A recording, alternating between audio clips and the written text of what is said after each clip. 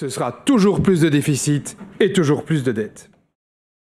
Votre gouvernement me fait passer un avion sans pilote, ou plus exactement, devrais-je dire, un avion dans lequel, dans le cockpit, l'équipage est en train de se chamailler perpétuellement, sans tomber d'accord sur la direction à prendre. Finalement, le seul accord sur lequel vous tombez d'accord, c'est de tourner en rond, c'est de brûler toujours davantage de kérosène, sans jamais vous accorder sur la destination.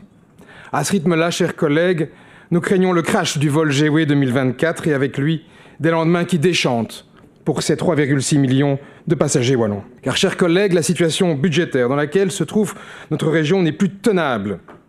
La résorption de nos problèmes, ce sera pour le ou les prochains gouvernements. Les impôts de demain se préparent aujourd'hui grâce à l'actuelle majorité PS/MR écolo, soyons clairs. C'est la Cour des comptes qui le dit, page 31-32 de son rapport.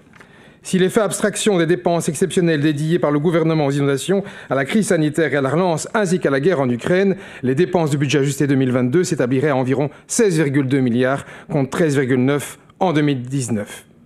Une explosion des dépenses sans précédent, chers collègues. Alors j'entends déjà certains nous dire, ricaner, « Ah, mais avec vous, c'était peut-être mieux il y a quelques années. » Eh bien oui. La Cour des comptes le dit elle-même, chers collègues. Lors de la précédente législature, la croissance endogène des dépenses était de 3,04% contre 5,23% depuis le début de cette législature.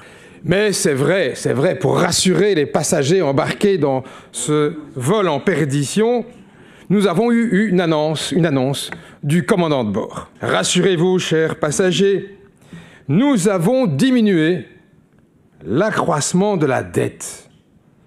On est sauvés, youpi! La formule est magique. Une petite phrase qui ne dit rien en fait, ou plutôt qui dit tout. Ce sera toujours plus de déficit et toujours plus de dettes.